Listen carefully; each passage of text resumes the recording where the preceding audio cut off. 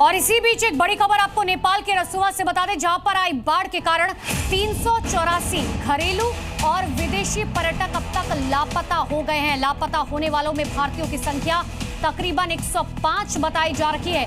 नेपाल पर्यटन बोर्ड के अनुसार लापता पर्यटकों में 291 विदेशी और 93 नेपाली।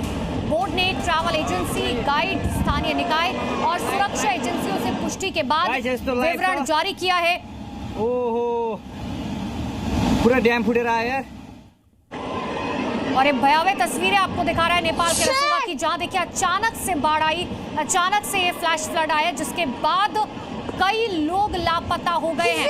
और अभी तो जो आंकड़ा जारी किया गया है वो सोचिए कि सिर्फ एक छोटा आंकड़ा है, क्योंकि अभी जानकारियां जुटाई जा रही हैं, अभी तो पूरी जानकारियां सामने नहीं आई है।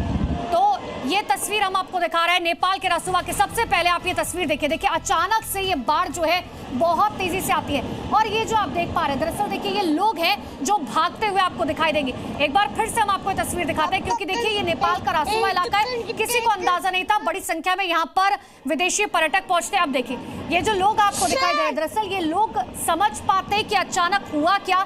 इतनी देर में पानी का ये बहाव तेजी से उनकी तरफ आता हुआ दिखाई दिया, लेकिन बताया जा रहा है कि इसी पानी में, इसी बाढ़ के पानी में कई लोग अब तक बह चुके हैं। 291 विदेशी बताए जा रहे हैं और 105 भारतीय अब तक बताए जा रहे हैं। तो ये तस्वीरें बेहद डराने वाली हैं, जो बताने के लिए काफ़ी है कि आखिर नेपाल की स्थिति क्या हो चुकी है। जल प्रलय वहां पर आया है और जिसकी वजह से नेपाल से सटे हुए जो बिहार के इलाके हैं वहां पर भी हाई अलर्ट जारी कर दिया गया है।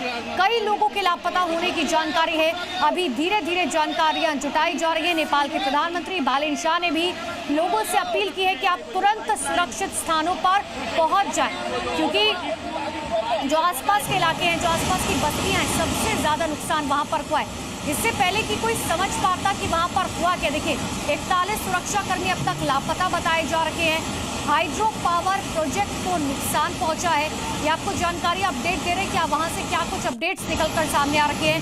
रसुआ में बाढ़ से भयंकर तबाही हुई है, भयंकर। ये तस्वीरें देखकर ये आप अंदाजा लगा सकते हैं कि आखिर किस तरीके से वहां पर तबाही हुई है। तिब्बत में ग्लेशियर फटा और उसके बाद की ये तबाही नेपाल की।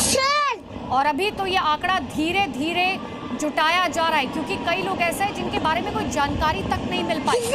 इससे पहले कि कोई कुछ समझ पाता, देखिए ये तस्वीर है जो हम आपको रेड सर्कल में दिखा रहे हैं। दरअसल ये लोग हैं जो नीचे भाग रहे हैं, क्योंकि उनके पीछे पीछे वो बाढ़ का पानी बहुत तेजी से आ रहा है। इसी से आप अंदाजा लगा सकते हैं कि प्रकृति का, जिसे रौद्र रूप कहा जाता है, प्रकृति के आगे हर कोई बेबस है।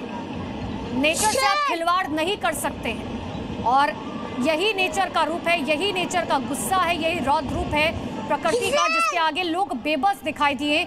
किसी ने इन तस्वीरों को अपने मोबाइल कैमरे में रिकॉर्ड किया। देखिए पूरा का पूरा पुल चंद सेकंड्स में पलक झपकते ही टूट गया और बहुत ज्यादा नुकसान वहां पर हुआ है। रसुआ में ये बाढ़ आई है, इसके बाद बताया जा रहा है कि 384 घरेलू और विदेशी पर्यटक अब तक लापता हो गए हैं, और जिसमें भारतीयों की संख्या 105। अब आप ये तस्वीर देख लीजिए, ये घर आपको दिखाई देंगे। रोजमर्रा की जिंदगी वहां पर चल रही थी, किसी को अंदाजा नहीं था कि अगले सेकंड वहां पर क्या हो जाएगा, लेकिन अचानक से ये बाढ़ का कहर लोगों पर टूट पड़ा। लोगों को संभलने का मौका नहीं मिला। लोगों को अगर पहले से थोड़ा सा आइडिया होता तो शायद लोग वहां से सुरक्षित स्थानों की तरफ जाते। देखिए ये भवंडर जैसे पानी आगे बढ़ता हुआ आपको तस्वीरों में नजर आएगा, और इसके चपेट में जो कुछ आया सब कुछ ये अपने साथ आगे बहाकर ले जाता हुआ दिखाई दिया। सोचिए वहां पर जो लोग होंगे उनके क्या स्थिति होगी इन तस्वीरों को देखकर। भवंडर जैसे ये पानी आगे बढ़ता हुआ, जिसे कंट्रोल कर पाना नामुमकिन। और इसीलिए प्रशासन ने अलर्ट जारी करने के साथ साथ इस बात की अपील भी की है लोगों से कि आप सुरक्षित स्थानों पर जाएं।